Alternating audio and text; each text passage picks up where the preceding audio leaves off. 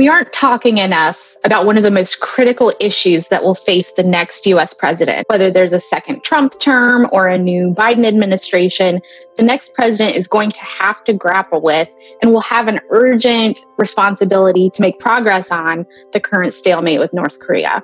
In 2017, there was a fire and fury scare. And then after that, there was a series of summits between Donald Trump and Kim Jong-un. But since then, negotiations have stalled. That's because symmetry isn't enough. Diplomacy requires follow-through and a fundamental change in U.S. policy. The U.S. can't continue to insist that North Korea unilaterally disarm before there can be any sanctions relief or security assurances or any other concessions from the United States.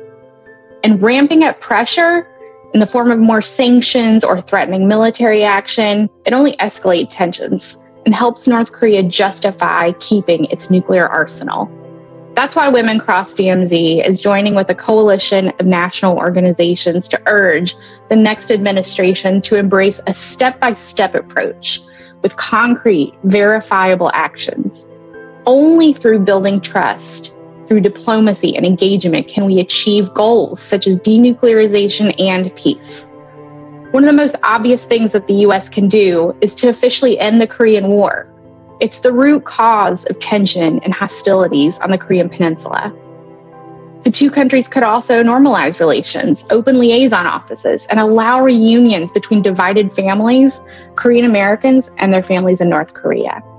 This step-by-step approach is increasingly recognized as the most realistic and achievable strategy. And all other approaches have failed. We hope the next administration will embrace engagement with North Korea because that is the only way to peacefully resolve the security crisis on the Korean Peninsula. And that would be good news for Koreans, for Americans, and for the world.